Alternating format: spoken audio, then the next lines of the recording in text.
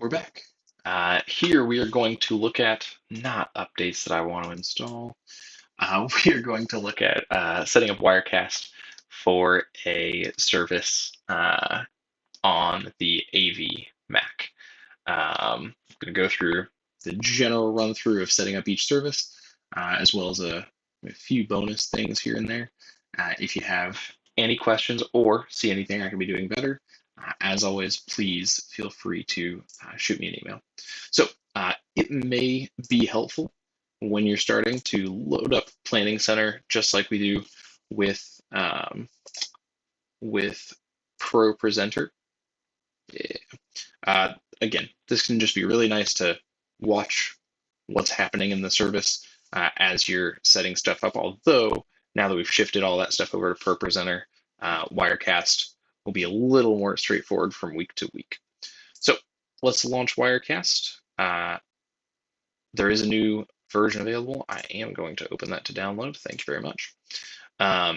So you will have one of two things. Either you will have our last service up here, or you may have a file from the O4 Center pulled up. If it is the O4 Center, go ahead and close it because we don't want to mess their stuff up.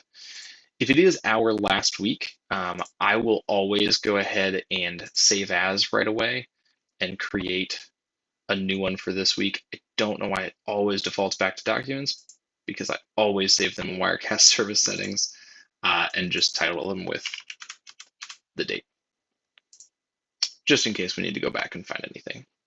Most of this content now should stay the same. Here are 3 NDIs coming over from Pro Presenter. We could actually just test one of those right now. Great, my heart is yours forever.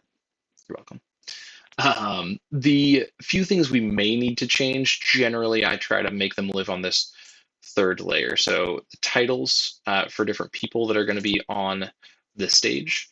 To change one of those, you want to select whichever one you need to edit, and then go over here to this Edit tab. And we might do,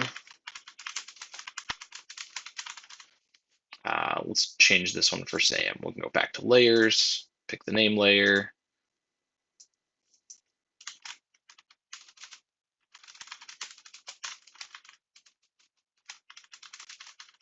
Go. If you ever don't want part of it, maybe we don't want them to have a subtitle, you can just hide them from here as well instead of going out and erasing the text. Do try to remember to also change the name of that shot.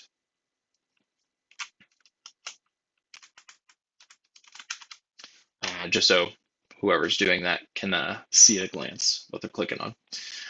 If you have any other things down here, like sometimes we'll use the giving slide, sometimes we'll have more emails. For right now, we're just using that same overlay. You can duplicate that as needed or remove them from the previous week if you don't need them anymore. That's generally where the content is and lives if we need to create it. Generally speaking, any media still, any videos or pictures, we will try to load up in Pro Presenter so that you can use that media slide. We do have the countdown video in here just in case we need it. And it is sometimes a good idea to load up videos in both just in case something goes wrong, although you shouldn't necessarily need to have them. Next, once we have gone ahead and done our save just in case, if you ever see these are just saying that there's things not referenced anymore. Kind of keeps all that stuff on the back end, but then it's like the titles that I deleted, for instance.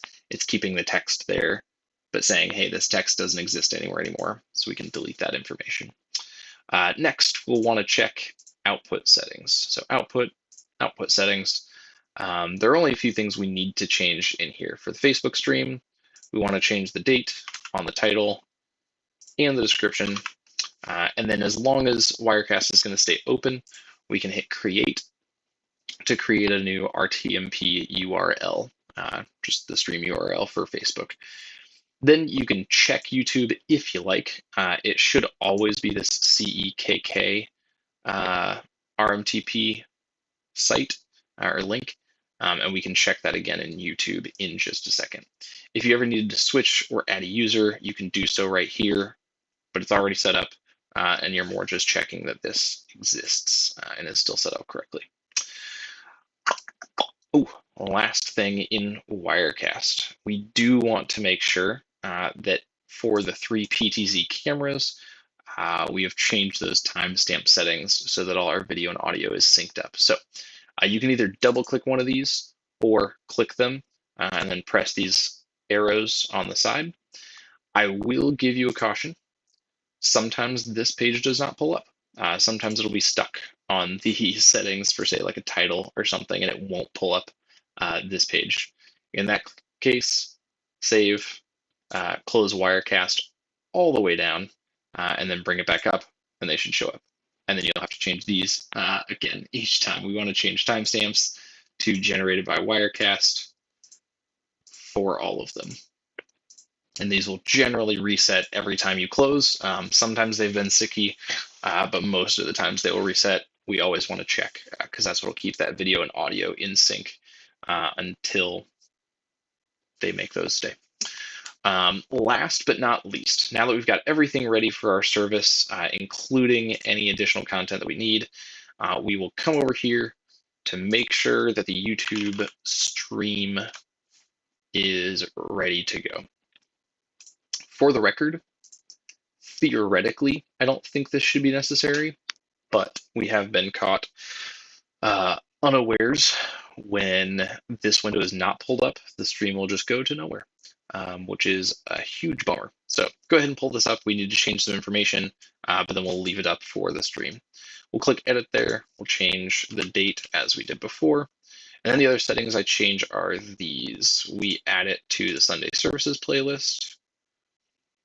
We leave it as not made for kids because we're not making it for kids. I've never added tags. However, I will add the caption certification.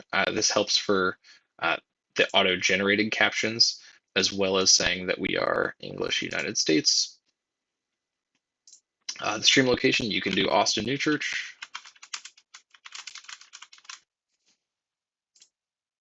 In the recording date, you cannot set in the future. You can only set a live broadcasting date. So I will generally, the morning of, if possible, go set this to the Sunday. But if not, just get close to it and we can change it later on the back end. I do allow embedding. I do allow contents in likes and dislikes. Go ahead and click save and you are ready to go. That's it. That should get you set for services on Sunday. Again, you can do all this ahead of time over our remote desktop. So I encourage you to do that ahead of time so you're not worried about it. And you can always log in here and help if someone needs. Thanks so much. Have fun. Watch the Pro Presenter one if you haven't yet. And I will see you sometime soon. Thanks.